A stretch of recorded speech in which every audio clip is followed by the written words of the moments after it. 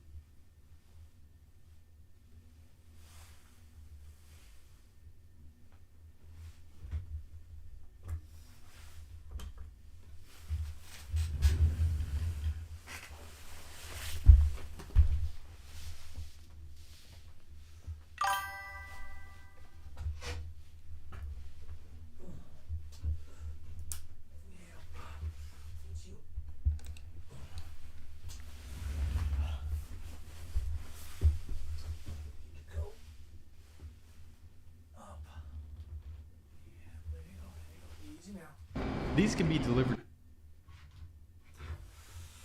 Let's go ahead and just take you off. Oh.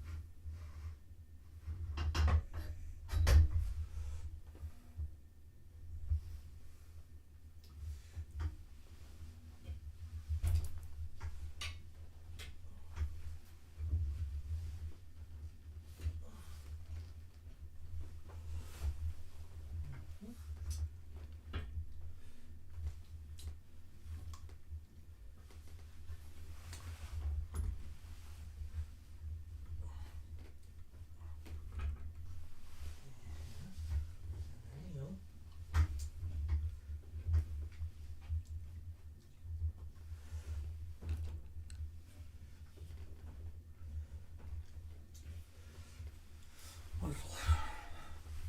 Extended, right? Yep, that's as much as you get. Which means you need to go.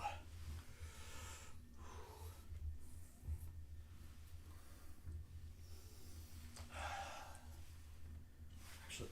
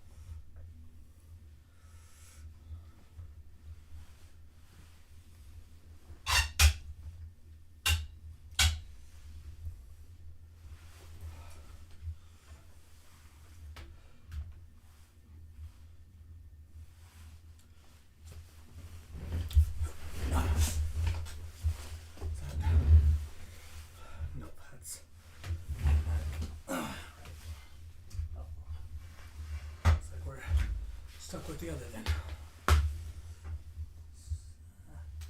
Still okay. Sort of.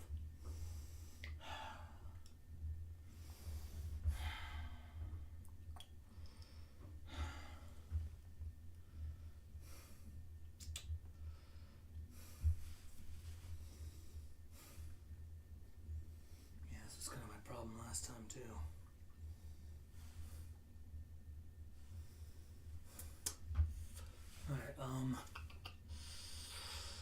Alright, well, we could.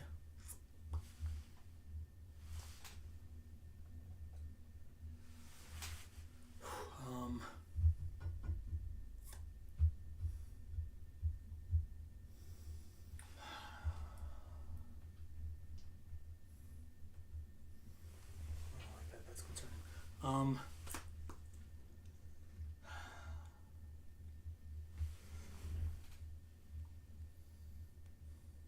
Is that an option?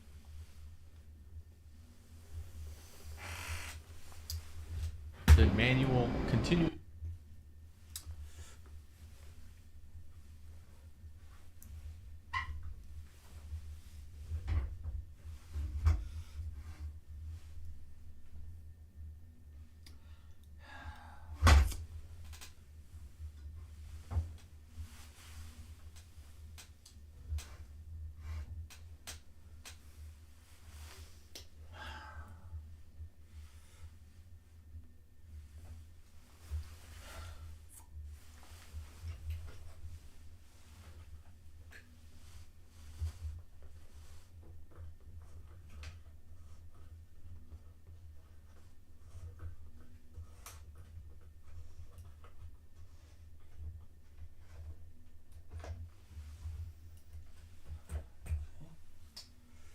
Well.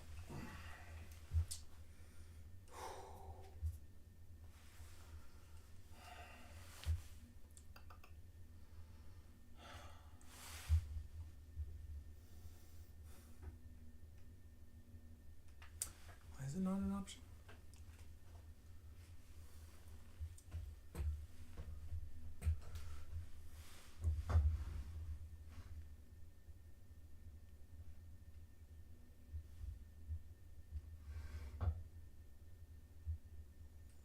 Right.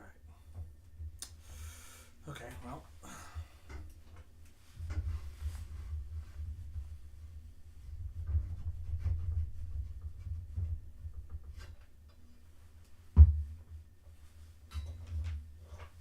Easy now.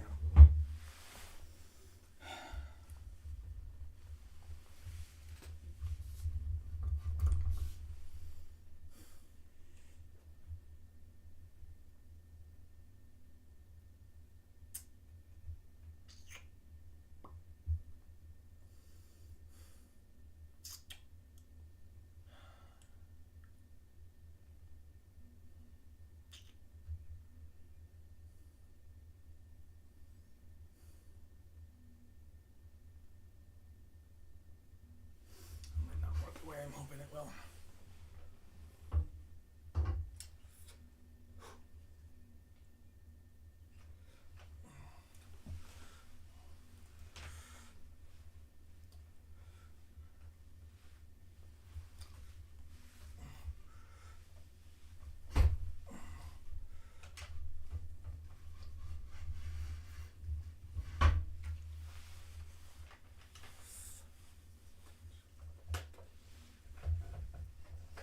I don't know, is he?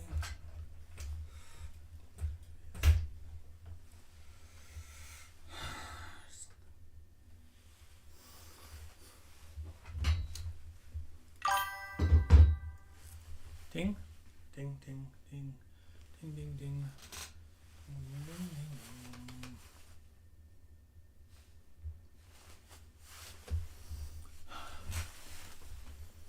ding. Ah.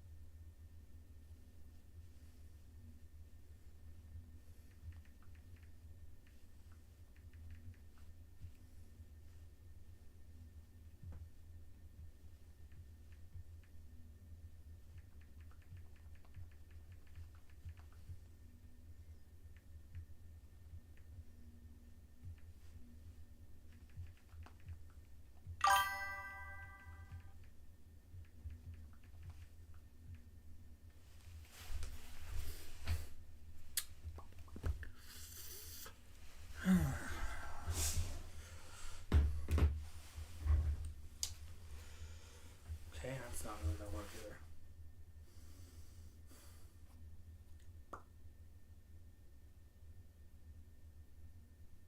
Well, I mean, you know.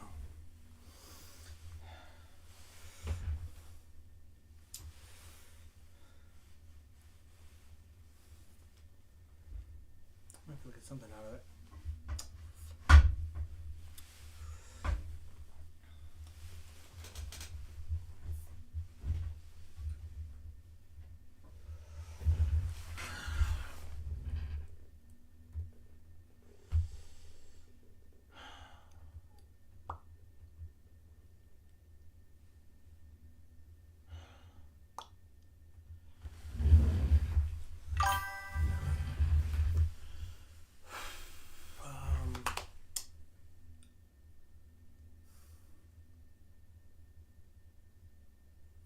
Okay.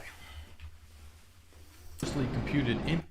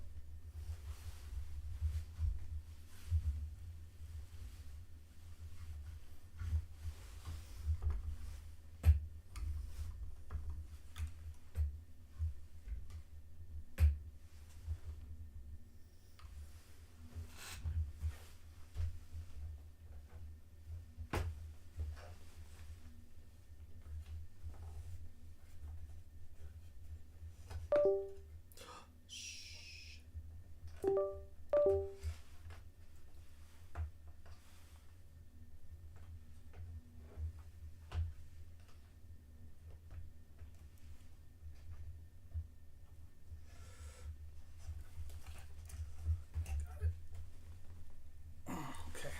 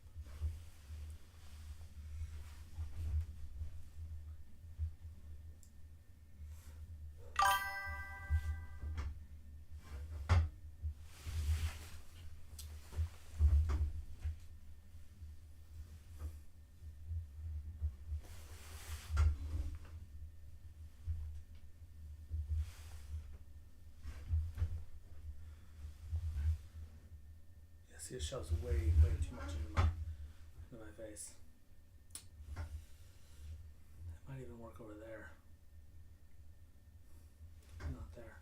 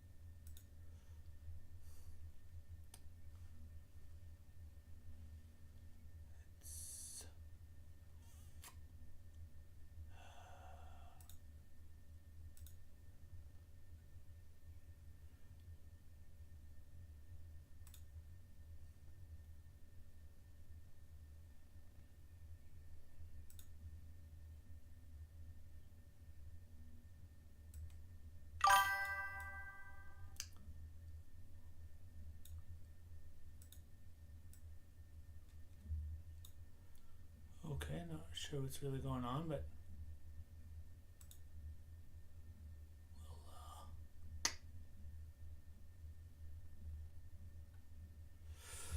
we'll moving on.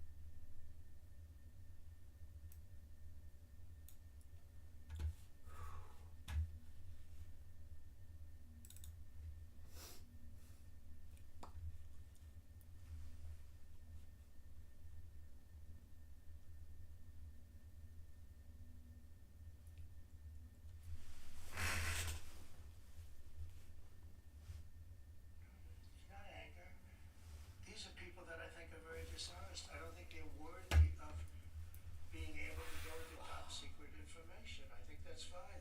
And Biden did that with many of our people. But when you look at it, these are people that I don't think are worthy of. That's my decision. It's not a question of anger. Okay. I understand you just had a phone call with the new Canadian premier, and they just had this election. Yeah.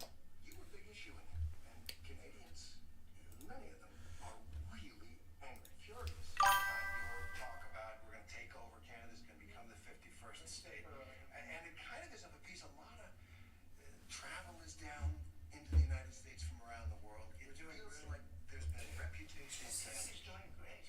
Well, Prices are down. not the tourists. Gasoline's down. Energy's down. Tourism is going to be way up. Where you see the numbers, the tourism is way up. Not now. Now Canada, ocean tourism's doing very well. We're doing very well. We're doing very well. Wait till you see the real numbers come out in 6 months from now. Wait till you see the numbers. But do you think, I'm going to ask you, if I may, do you think the reputation of the United States has gone down under your presidency? No, I think it's gone way up, and I think we're brutal Kremlin dictator. There's a story of transferring wealth from the poor and the middle class through massive cuts to Medicaid to the very, very wealthy who are asking for another massive tax cut. But I would argue, Mr. President, that the most important story to tell is the story of mind-blowing, massive, scalable corruption. That story is important because you're watching the theft of taxpayer money by the decision of Congress to essentially monetize at scale the White House. Powers that are given by the Constitution itself and these threats. And if we don't tell this story, if we don't mount a national, bipartisan, apolitical resistance to this thievery, to this corruption, and it becomes normalized and just a part of doing business in America, a normal facet of residents in the White House, then shame on us, because our democracy will not. Today we're going to start dropping some iron. On our jet we have a Mark 83 1,000 pound and Mark 84 2,000 pound high explosive unguided bombs.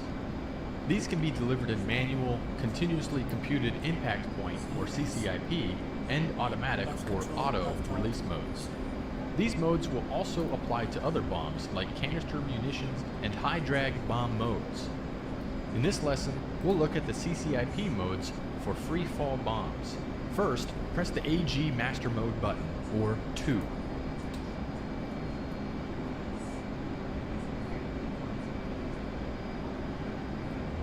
This stuff happens all the time. Now let's look at the left DDI, which is showing the stores page. Below the top row of push buttons are the two bomb types loaded on your jet. 83B is for the Mark 83 and 84 is for the Mark 84. To select a bomb type to drop, you simply select the push button above the bomb label. Select a big ol' Mark 84 first by pressing push button 7. We're now in the bomb's format page that provides us a wealth of data. In the center of the format page is the wing form with representation of the 9 stations. Below the outer wing stations are diamond symbols that indicate a pylon. The incoming Trump White House pays $40 million to the Trump family to license a documentary and a series of Adapter. Trump. Just a cash payment from a company that has huge interest before the incoming White House to the Trump family. On January 17th, a few days before, Trump is sworn in maybe the most corrupt act in the history of the White House. This is the creation of the Trump meme coin. This is just a backdoor way for anybody with business before the Trump administration to send him millions of dollars in total secret.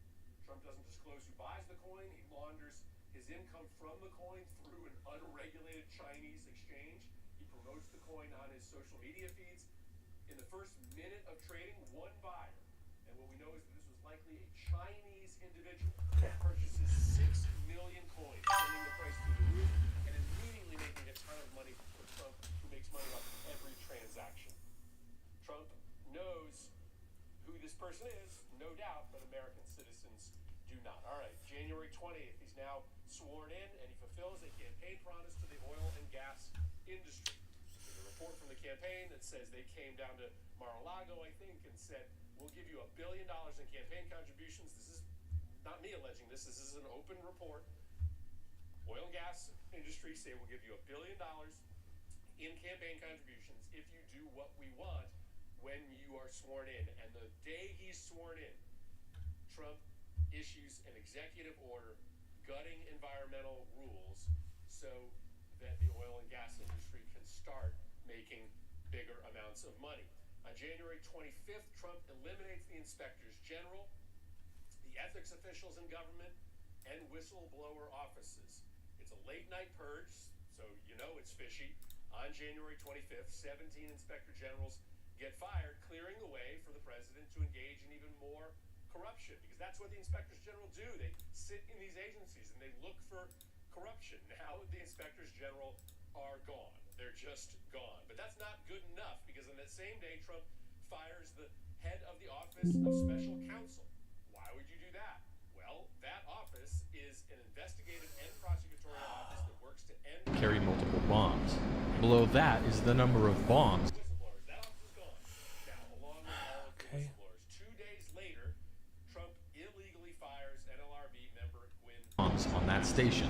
And then we have the name illegally the NLRB for a period of time. Why is that important? Because the guys who were standing behind Donald Trump on Inauguration Day, people like Elon Musk and Jeff Bezos, they are being investigated at the moment by the NLRB for massive workplace violations. And now the NLRB is shut down. A big gift to the people who financed Donald Trump's inauguration and stood behind him to give him political endorsement and cover on his inauguration day. On January 31st, a trend begins. Enforcement actions are paused against Trump loyalists. This is Representative Andy Ogles from Tennessee. He was being investigated for loans made to illegal or potentially illegal loans made to his 2022 campaign. But right after Rep. Ogles introduces a bill to amend the Constitution to allow Trump to serve for a third term, what happens? Trump makes the investigation go away. Because as you will see, Trump's justice system will often look the other way if you cheat or steal, but you are a friend of Donald Trump's. At the same time, another of Trump's friends, his IRS nominee, Billy Long, gets his donors. Almost all of them have direct interest before the IRS to pay off his six-figure campaign debt. It's a fabulously corrupt thing to do, but it's just all normal now. So when Trump is showing you the way, then the folks who work for him follow suit.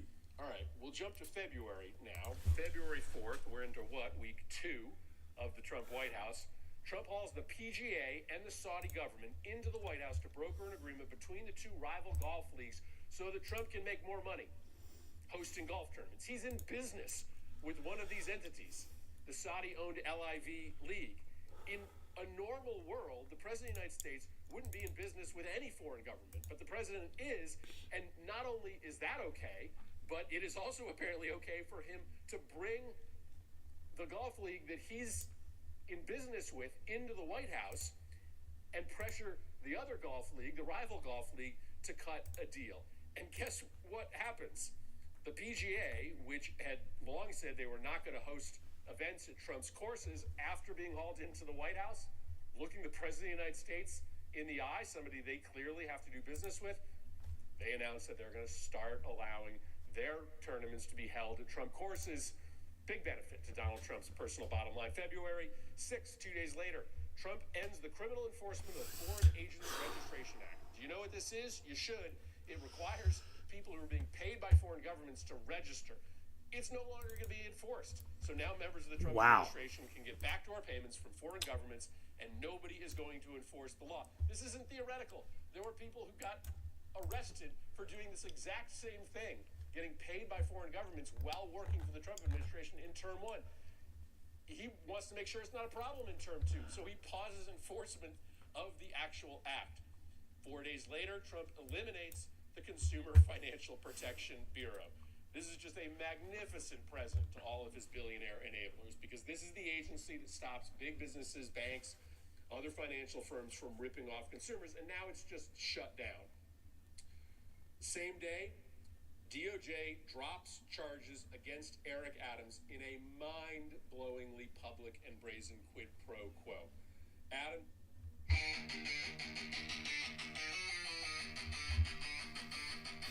Darkened skies and shadows creep. Monsters waking from their sleep. Haunted whispers, chilly breeze. Welcome to this night of freaks. Welcome to Halloween Hell. Welcome to Halloween Hell, where the ghouls and goblins dwell. Screams and laughter everywhere. Join the madness if you dare. Alright, good evening folks, it's Enforcer Matt and welcome back to another short war video. And today we have real good news from the United States, Ukraine, and the Middle East. And by far our biggest piece of news is coming out of the United States, as we have gotten word from the U.S. State Department that they will no longer mediate the conflict between Ukraine and Russia, and they essentially called it a lost cause and said the war will continue into the indefinite future. So that is a major shift by the United States today. And also we have heard that last night Ukraine struck the Crimean Peninsula quite heavily, and also struck and heavily damaged several Russian air bases, and we do have the aftermath right here on the video. And while that was happening, we also saw Ukraine strike a single Russian radio base as well for satellite communication, and it looks like it was heavily damaged as well, and we do have that on video. And meanwhile, in the Middle East, we've seen major escalations between the proxy forces of Iran and Israel, and also in Syria, we are seeing the Iranian regime escalate toward the Turks and also the Israelis as well as of today. So a lot of news to cover, and let's jump into our first article, which goes to next up. And this is by far our biggest story of the day. As we can see right here, the U.S. says it will no longer play the role of mediator in the resolution of the war between Russia and Ukraine, and this was stated by by the U.S. State Department spokesperson Tammy Bruce at a briefing, and the State Department said, quote unquote, "We will not be mediators. We will not be flying to the other side of the world in the blink of an eye to moderate meetings, and now the work must be done between the two sides," according to the U.S. State Department spokesperson. And to say this is a massive shift in the U.S. position toward Ukraine and Russia is an understatement, because remember, there were statements that the war would be ended in 100 days or less, and also just a couple of days or less. And so far, it's turned from that into basically the United States is completely withdrawing from the talks as of right now, according to the statement. So that is a humongous shift, and it looks like the U.S. will be bowing out as of last night, at least, when the statement was made, and that is a very big shift. But jumping into our next post here, this one also goes to Nexta. And not only is the United States bowing out of the peace talks, but also we are getting some crazy statements from the U.S. Vice President about the war in Ukraine not ending anytime soon, according to him. And once again, that goes in contrast to what was said previously by this administration, so quite a big shift. And he also noted that each side, Ukraine and Russia, is already aware of each other's proposals, and now the further development of the situation depends on Ukraine and Russia, and the Ukrainians and the Russians must come to an agreement between themselves to end the war. So once again, a complete reversal and stepping away from the whole situation and leaving up to the Ukrainians and Russians to end this war. So it sounds like we've reversed back to status quo, basically back to what the war was previously. So that is a very big one right there. But moving on to our next post, this one goes to the Kyiv Post. And also, just as a reminder, as the U.S. is withdrawing from these talks, we did hear a statement from the U.S. President himself the other day indicating that if Russia does not make a deal, then they are going to give Zelensky a lot, and more than Zelensky ever got when it comes to military aid. And right now, that threat still stands toward Putin right now, and that is a very big threat, because if this is followed through, it sounds like the aid packages to Ukraine could be ramped up extremely rapidly if Putin does not make a deal. But once again, there is no direct statements toward Putin saying that he is the one making the big issue and the big holdup in the talks by the United States president, but it looks like it is really getting turned really badly against Putin, and he is now in the hot seat. So that was the statement as of the other day, and now we've officially withdrawn from the peace talks as a whole, which is making it even worse. But jumping into our next post here, this one goes to Inside Geopolitics. And not only is the United States threatening to give to Zelensky whatever he needs to fight the war, but also U.S. officials have drawn up a set of options to increase economic pressure on Russia, and that was also another threat which was made the other day by U.S. officials, and it looks like they've officially drawn those plans up, and one of them probably will be put into play very shortly, and we're simply waiting on the announcement. So the actions against Russia are getting very hostile by the United States, and honestly, it's a very good shift that should have happened quite a long time ago, because Russia has been playing the United States along basically for a fool at this point, and it's about time that Russia gets the smackdown it deserves. But jumping into our next post, this one goes to OSINT Technical. And as the United States was realizing that the negotiations are pretty much pointless between Russia and the United States, we did see Ukraine putting an absolute whooping on the Russians last night in occupied Crimea, and we did see major explosions reported near the Russian-occupied Saki Air Base in Crimea as Ukrainian attack drones swarmed the peninsula. And we did show some of this footage last night on stream, but just to show this video again, here it is.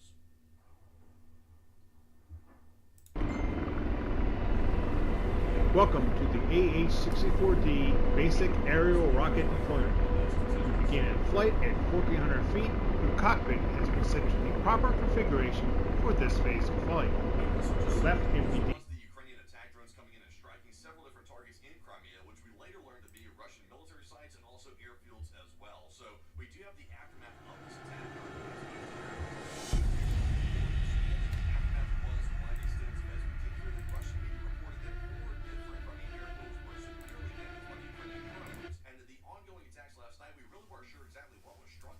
But we did learn today that 4 different major airfields of the Russian Federation were severely damaged. So let's take a look at our second video and see the airfields on fire. And there it is. All the air bases out there on fire, as you can see right here in the clip, and it is severe damage out there, as you can see. So quite good strikes by the Ukrainians, I must admit, and it looks like a lot of infrastructure was damaged of the Russian Federation. So there it is on camera. But with that, we're moving on to our next one.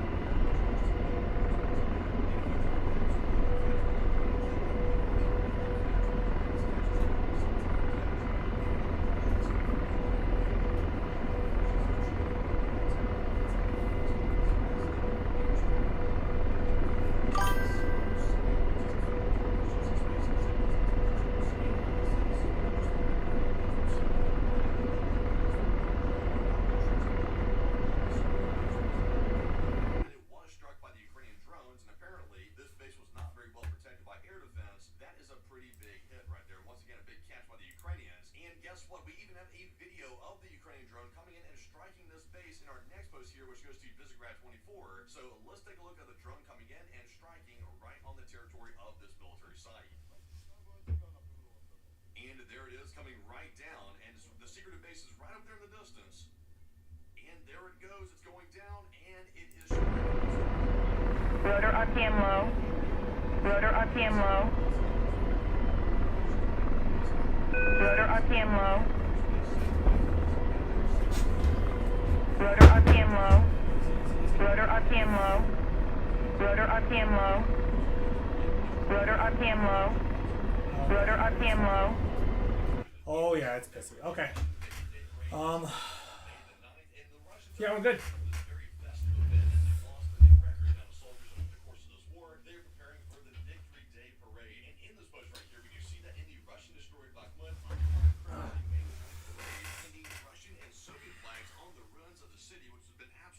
Decimated by the Russians, and the footage shows a festive vibe in the empty city with only soldiers left. So really just a...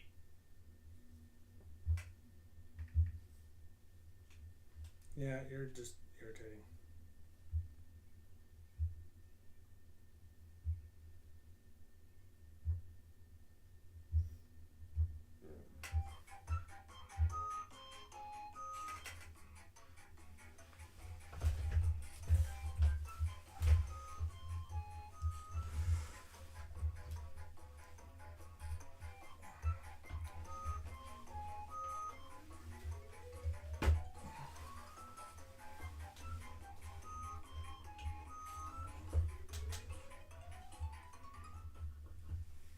It's 4:45 in the morning and I just got...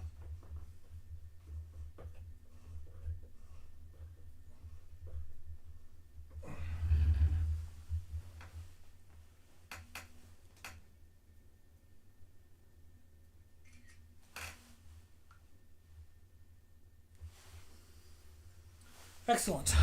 Well, motherfucking time. Two things before we start. Remember that thing I did with the trucks in Ukraine? They need more trucks. So I'm getting more trucks. I'll explain fully in another video, but if you want to see me get drunk and drive across Poland at Mac Jesus, blasting Slavjank in a truck that will probably get blown up by drones the second I slide across the border, donate below, and it might happen. Or they might not let me drive after what happened the last time, but who knows? Our lives and lives of Ukrainian civilians are highly dependent from your support. Secondly, I know it's become a bit of a thing among intellectual circles these days to say unhelpful things like, oh, the left and the right don't really exist, it's all a horseshoe, or more Ouroboros, but, you know, for some reason people say horseshoe because both sides of the horseshoe are the same. These people are really, really intelligent. The thing is, I could sit here for several hours and bore you all to tears by explaining who I mean when I say left and right. Or I could just say left and right, because you know exactly who I mean when I say these things. So in this video, I do say left and right quite a lot. If that bothers you, tough.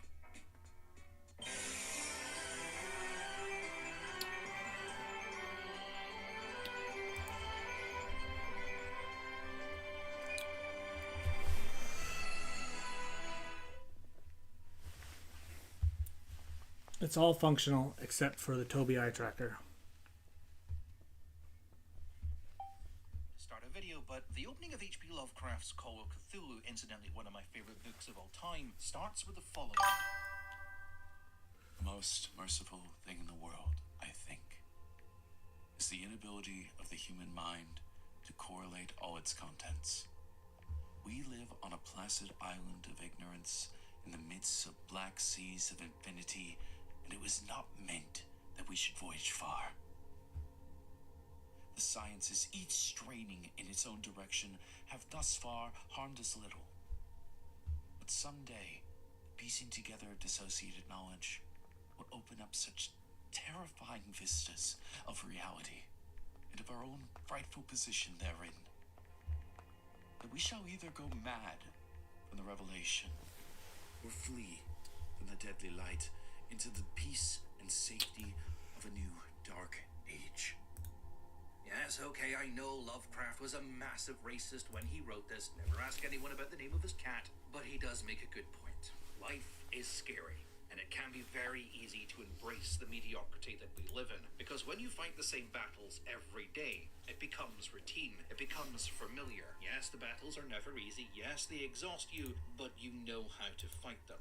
You know how this game is played. It can be very hard to push yourself forward, because even though there is every indication your life could be better, that comes with new challenges, new battles, ones you don't know how to fight, and that can be scary.